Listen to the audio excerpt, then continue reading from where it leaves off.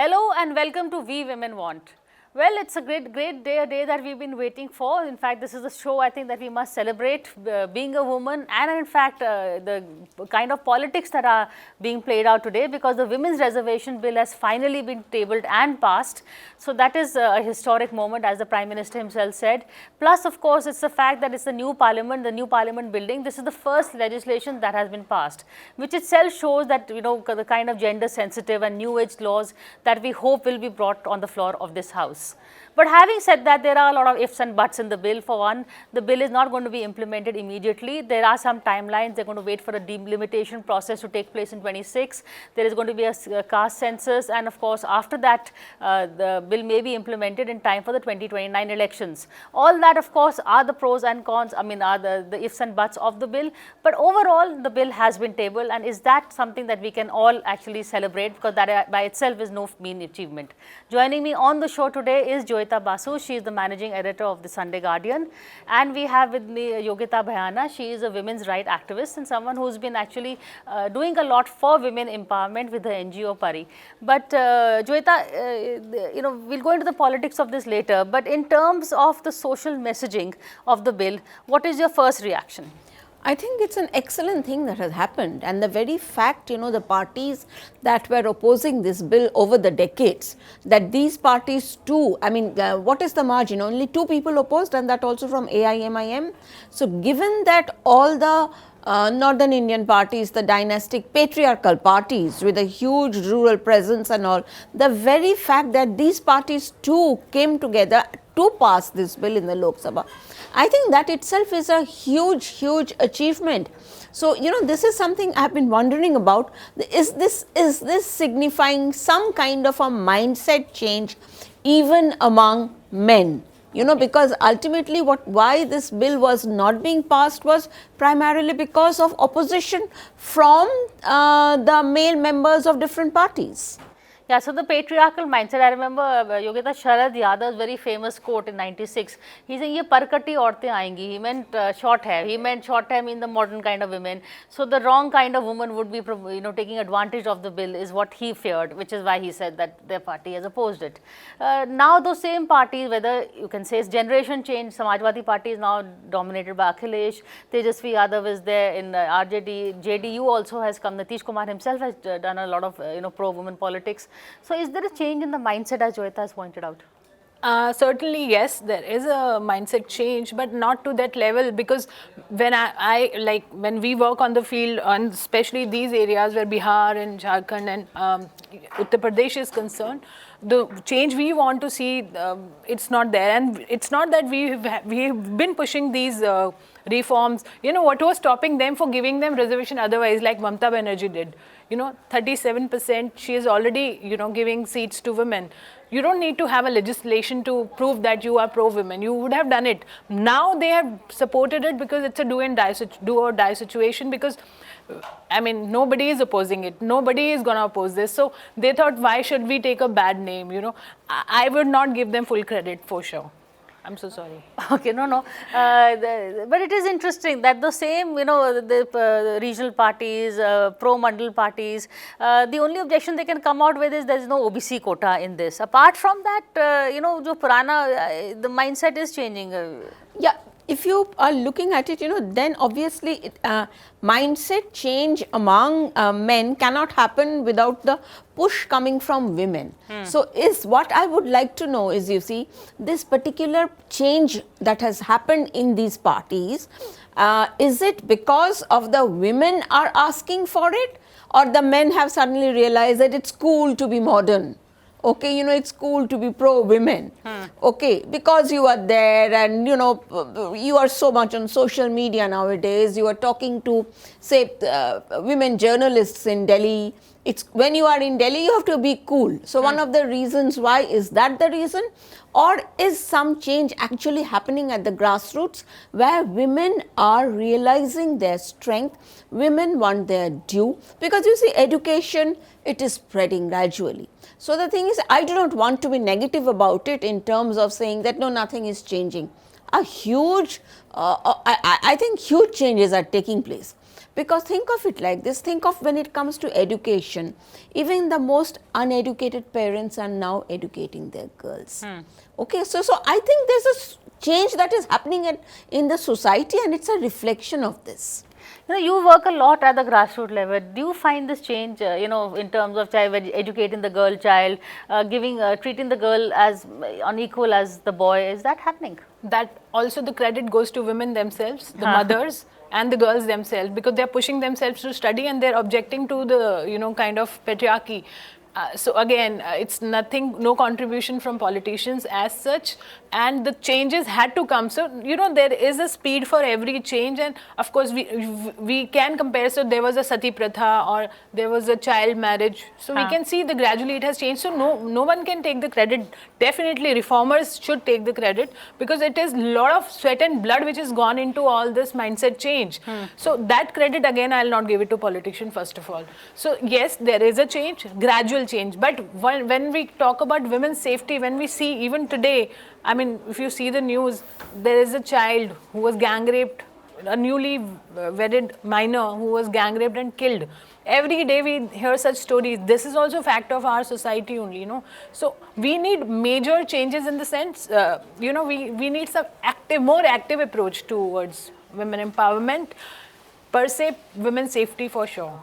So do women legislators make that difference? You know, at least a change has to begin from somewhere. Why not from the top? Yeah, I think here, if I can mention one thing, I think Yogita is talking about radical change. What we are witnessing is incremental change. But even when it comes to incremental change, it's not that slow pace. If you go to the rural areas, I mean, you can see there's a stress, and it's not just that women are pushing for it. I think even men, I mean, girls' fathers and all, they are also very, very keen about their daughters' education, and it's happening. We get to hear this among, you know, especially among the poor people who are working in households and all. I mean, when you're, maybe, I'm just giving an example, when your maid servant or a cook who is a reasonably young girl, I mean, that person comes up and says, in another couple of years, I'll work in an office. And not in a house, I'll not be a maid. Yeah. So that's a huge change. You know, that mindset that she's, I mean, studying, giving examinations. Now, when you are talking about women legislators, you see, it is not just about women legislators, because you see, many of these women legislators are also coming from political households.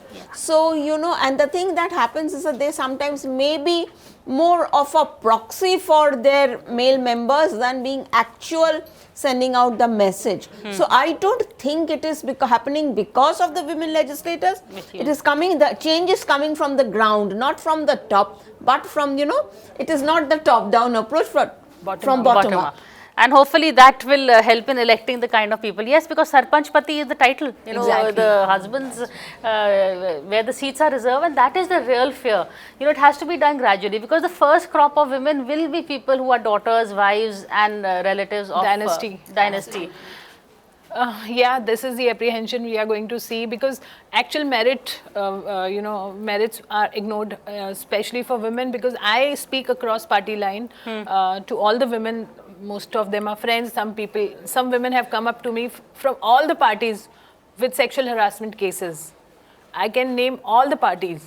They have reached out to me that they've been harassed to get a push, to get a ticket or to get a position. So, I mean, casting couches in politics also. Absolutely. It is there, and high time to recognize that also.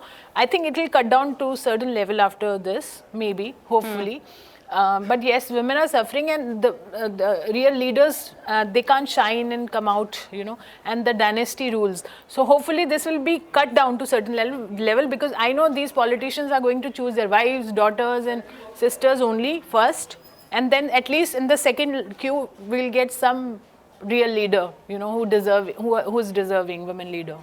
So I think that process will happen, filtering. It happened with the male, so it's going to happen with the women also. Because every time I interview these dynastic politicians, they would always say, look, first election, yes, we get the ticket. But then after that, we again, you know, go and face the voter. Rahul Gandhi has been defeated. So, you know, non-performance will also be a criteria.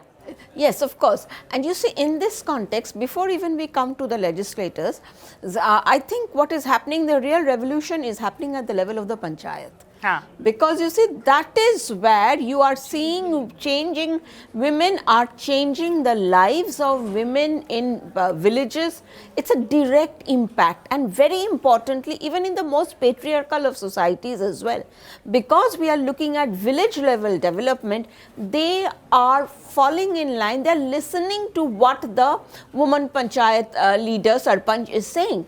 So, you see, that is where the change is happening. So, once that change starts happening, now then what happens automatically, as you said, sooner or later, I mean, they will have to make way, these dynastic politicians, dynastic women, they will gradually have to make way for women who are coming from the grassroots. Because think of it in numbers, in terms of numbers. I mean, if we are going into this, say that it is 2029, if this is the next election that is going to come up, we are looking at, it's more than 543 in the Lok Sabha, much more. Yeah, So because the seats are also going to be the increased. seats are also Delimitation going to will happen. delimitation and all. See, that's the catch. He's not taken seats away from the men. What they're doing is increasing the seats so Increasing the the men don't seats. feel left out also. Yes, that is one good way of looking at it actually. So the thing is, you see, so that way I think it also makes sense for it to become 2029, so that there are 543 men and possibly another 200 women. Okay, so that way that At least we'll see some good thing, some women around in the parliament, better than saying only 15%, less than 15%. Yeah, Yes. 11 or 12%, I think. yes, it's I think hardly how many women 11% or something, yes. But the women who are here already, let's not also undermine them. I think in terms of whether it's Indira Gandhi or even Sonia Gandhi, for instance, she as the Congress president, she did have an impact. She was not a token leader.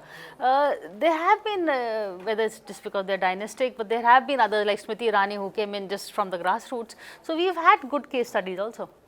I agree that we had good case studies, but they are not enough, If not we enough. compare the percentage, of course, we have seen more male leaders, men leaders, randomly coming forward and getting that role. But for women, you could only say few names, So I know. I'm so sorry, but this is the reality, and I'm also sorry to acknowledge that those few women who were there, very few could come and spoke about women empowerment. They were, then they get part of the whole system and they're least bothered about other women. I'm so sorry, but this is the reality. Only few of them came forward and spoke about equality or empowerment.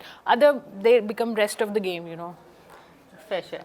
But also, women, do you find in terms of legislation, are women piloting bills that are more gender sensitive?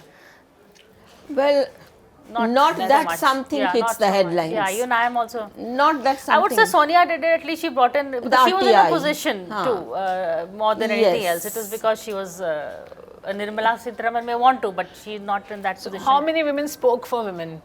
Yeah. How many women parliamentarians But so I far think, have spoken about women? I think we need to measure it in terms of especially women who are ministers and all, what kind of work they are doing. And you see, I think Nirmala Sitharaman is being praised for doing a reasonably good job, and Smriti Irani also. She is known to be a good minister. She's holding her own against a lot of odds. So, and both of these are self-made women, they are not part of any dynasty or something. So, I think they are commendable examples. For this thing. Women's bill, whenever it comes or however the shape or form is, at least you have a bill. Agreed. That's been, it's taken a long while, it's taken a lot of mindsets to overcome. And interestingly, Akhilesh Yadav's father, he's in a lot of soup, Mulayam Singh Yadav, because he said boys will be boys in reaction to a rape victim. Akhilesh will never say this. Is it because of, also Generation change also. Generation change? Maybe, yes. Or is it because politics are changing, or it's... I think politics is changing to a large extent. And Mindset is also changing. Mindset changing, politics changing, women are much more aware. I mean, I'm certain if Akhilesh says something like that, I hope his wife will throw him out of the house. Okay. And the thing is, it's a fact. I mean, please, women are getting, they are becoming vocal. to assert themselves, So the thing is, something like that. So apart from that, no, I don't want to bring in the foreign education part into it, because we see this change even among men who have studied, who are studying in India. So I don't think foreign education has anything to do with generational change, and of course spread of social media.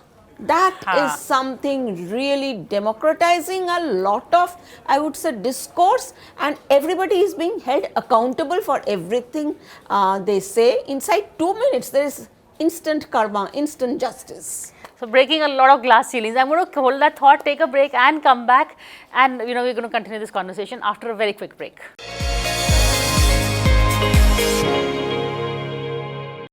Hello and welcome back to We Women Want. We are of course discussing what else but the Women Reservations Bill. A lot of women, Yogita, say that we don't want reservations. There are a lot of people who say that women are equal. Why are we giving reservations? Ek wo bhi mindset aata hai. But I think to level the playing field, we do need the reservations. I also had the same mindset You had the earlier. same mindset. I had it earlier, but then gradually when I started working on grassroots in deeper sense, then I realized that yes, at least to get to that level, feel Especially for the rural village. Absolutely. So it was required, and we saw the impact.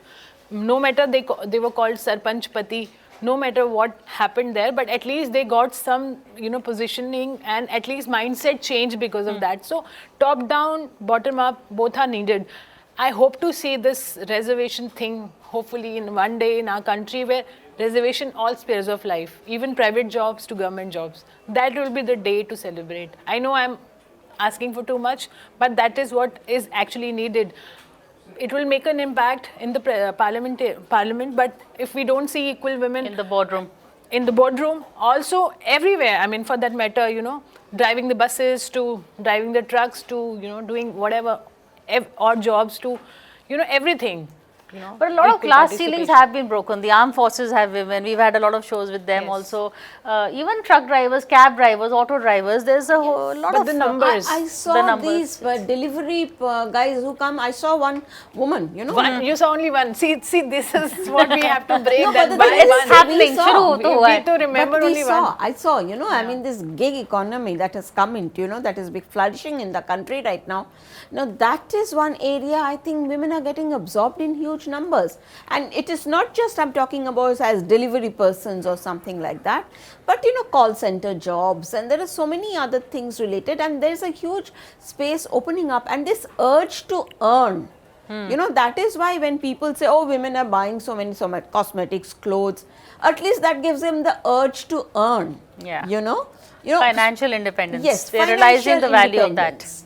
Which is why a lot of marriages, I think we are seeing a lot of breakups also because women are no longer the doormats. They are asserting themselves and men are still getting used to the idea of that. I'll create a little ruckus Okay. here by saying that Do it's a please good do. sign. Of course. So, I mean, I don't see it as a thing, it means they are no longer taking the crap. That's what the bottom line is. So I think, yes, they are in a position to take decisions for themselves. They have opportunities.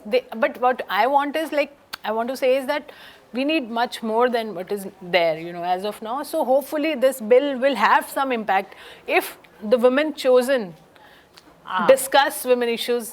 That's the reason, Pari, we've been demanding for last 4 years. We've been only asking that 2 days minimum discussion on women issues should be there. This is exactly will happen even after we choose the women representation. Every week you want in the house. Every year, year, 2 at days. least minimum 2 days dedicated to women issues. In Parliament. It's a very good suggestion. I have already given it to both the houses, and we were promised before COVID. Now it will happen this time, hopefully, yes. And also with Vidhan Sabhas also, you discuss women issues, you discuss women empowerment. At least you will do brainstorming and you will come out with something. So these are the things which you could have done any which ways. You didn't need a reason or a day to, or a day of representation to define that. So anyhow, if a party decides to do, if an individual leader decides to do, they can bring about the change they want to see. Like I'm not a TMC person, but I really admire Mamata Banerjee for what she's done. Yeah, which we have, in fact, she's the only woman chief minister also, and she has given, I think, about 37% reservation for Which is women. quite good. Which is what Mahua Moitra was saying in Parliament at least. So, yes, I know you're from West Bengal and Joyita's ruling. But having said that, in terms of symbol of a woman who has come from the grassroots, Mamata Banerjee stands up to be counted amongst the others. Yes, there is no doubt about it, and she has dominated a space I mean, I do not agree with her version politics. of politics, Yeah, the fair kind enough. of politics she practices and what is going on in West Bengal. I do not agree with any of those things. But at the same time, yes, what she has done, she has risen from the grassroots, she has occupied a space which has been male dominated, and she started her journey in the 1970s, and she has gradually kind of, to defeat the left front in Bengal would have Yes. taken a lot of grit. And she had that, and that is why all the more reason is a little disappointing to see the way her politics is going. But since we are not discussing politics, I don't want to discuss about it. Yeah, we can say that about a lot of male MPs also. It's how they handle the Yes, mandate. yes. But theek hai. But a lot what has happened is, it's not the women haven't been assertive. There are so many men, we can say it's the women who are behind the throne, who have, help the men get where they are and help them take the right decision, etc. Now what is happening is women are coming to the forefront and owning to their own decisions and taking the credit also for that. Absolutely, and they deserve to take the credit. I mean, that's what was missing. So yes, be the face, be the change, and then take the credit also. That's and we've seen wonderful speakers. Few of them, they're Yeah, women. Harsamrit, Mahua Mitra, Kani Moi, Smriti Rani, they all. Locket Chatterjee. I mean, they're Locket good, Chatterjee. fiery. No, here I have a point. When we are talking about, say, since we are talking about the MPs, the women MPs that we see, and I'm reminded of, you see, what happens when they're kind of selecting certain candidates, they often go for women film stars and all. So that becomes a problem. So it is not just giving reservation to women will work, but you have to select the right candidate. The kind of women. I'm actually now worried, like now that you said, we'll be only seeing cinema. And Yeah, that is my worry also. Yeah, there is either dynasty or entertainers, because you see, they are the ones who fetch the votes, the entertainers. But even from the men is same. You have Dharmender, Rajesh Khanna, Sunny Deol. But they are a handful. Sachin Tendulkar, because the male Majority population is is so there, much. Yeah. Majority is guys. And the sports people, I don't mind sports people. At least they've worked. They're worth it. They earned it. I was reminded of this because Mamata Banerjee's, at least 2 of her MPs are film from film stars. But there is also Mahua, and there are also other people, professionals who have joined the. Women's reservations, yes, if it will, the step has been started, whatever the reasons are. Are we now, this insistence on caste, is that something that you find? See, unfortunately, our country is, governed by this caste system, and that has to be part of the whole thing. Otherwise, it will fizzle out quickly. And that was the right excuse earlier, or it was an excuse, or it was the genuine thing, whatever it is now. But it has to be inclusive. And yes, but we need to see the grassroots level, women coming forward, and if the reservation is part of it, so be it. I mean, that's. So you have no objection to caste coming in? Well, I have an objection, but then I think there is already, there is this provision of SC, ST seats. It exists, yeah. Yeah, that is already there. But of course, the opposition, particularly Rahul Gandhi, has started talking about OBCs, but that's a very political move. It is not meant for, it has nothing to do about the welfare of women or emancipation of women. It's total politics. So I don't think we should be venturing into that area as yet. You see, let us not try to polarize votes in the name of women reservation. Okay. What are the kind of legislations that you want coming in, pro-women? A lot. I mean, and Yes, there will I'm be sure. less, because we really need to kind of see a lot of changes, and definitely women's safety is a big number one. one priority. How they are going to bring it, it's really a task, and it should be taken on mission mode as a corporate style. And I think hopefully this should be the topmost priority of any government. Education, empowerment. There are so many things we really want to see the changes, and legislation have to come. So hopefully we'll see, but the road is so far. I mean, they are saying it will happen in 2029, after delimitation, and then implementation will take years to happen, but at least the beginning has been done. That's what we can say. Yeah, which is what makes me wonder a little bit of politics, Joyita. Why this delay? He has the mandate. He can do demonetization overnight. He could have done this by 24. Yes, I think this particular 24 actually would have been a good time to start, but you are right, so that the men do not feel deprived. I think Yeah. that is the reason why, you know, there are the It's a gradual, numbers kind of, so it's a gradual process.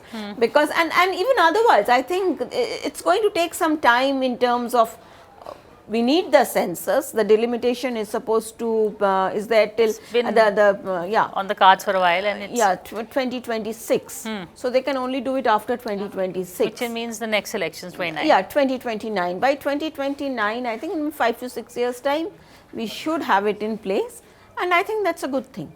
And also, you know, to be fair, it gives parties time to look for the right Yes, candidates, to yes. groom them, to Hopefully. get to know their constituencies. Hopefully, right and candidates. try. In fact, I hope, which is something we should do, is to keep an eye on how many dynasts will come in and how many. I think we should continuously raise, Keep an eye on this. Yes. raise it also Yeah, time to time. And why to wait for reservation to be implemented? Why can't they give tickets in this Lok Sabha on their own? Good Because point. I think ultimately what Let's see depends is their they walk all- the talk. They walk the talk. Yeah, also. though all the parties who are saying why not now, why can't they do it now? Yeah, Let's see. exactly. It's a They good we will will suggestion. raise this awareness. But ultimately, Priya, everything will boil down to the winnability of the candidate. It's See, End of that the day, is that's the about thing. That is the thing, and unfortunately, that weighs in favor of the men because they've been nurturing the constituency. Yes. They've had the You know, first honestly, mover. even Man women would are. want to go give up his constituency right now, tell me. Yeah, that's a That's very- going to be the very that big was challenge. always the problem. They may couch it into different terms, but at the end of it, it is power. And It's as only you, 6 months left. So that maybe is that why will be it difficult. justifies to have, you know, several constituencies, so that the existing people are also not unhappy and alienated. I think that is how it is. It's better to kind of. But if they want, they phase can it. choose a women candidate easily, because no progress in the constituency has been done without the women backing a male, kind of a potential candidate. no, even the Prime Minister, the women turnout was, a lot of women voted for him, for the Yes. BJP. He's quite a favorite with the women, which He's is a why I huge think favorite with the women. he needed to also, because he's brought in a lot of pro-women legislations, the Ujjwala scheme, Yes. triple talaq, but the Manipur violence, the wrestlers agitation, there was, a need for him to again reassure this vote bank that he is for them. So, with And this that is move, all directly women's safety. Yeah? That's the only area which is like a grey area. women's safety, which is why I think Women's safety. And the thing is that education, I think they should, when we are talking about, what kind of laws that you would like to see, education, should be made mandatory for women, Girls. men of course, for girls it's mandatory. Every state government must implement Enroll that, the women. enroll the girl child and ensure Maybe- some education to start with at least. so give concessions and encourage the education Yes. of the girl child would be a very good move, something we would all welcome. But thank you both of you. It's been a very interesting conversation and taking a look at the impact, the larger impact of the Women's Reservation Bill and the plight of women in general. So thank you, and anyway, it is a good time to celebrate. So let's at least not lose that moment also. Thank you.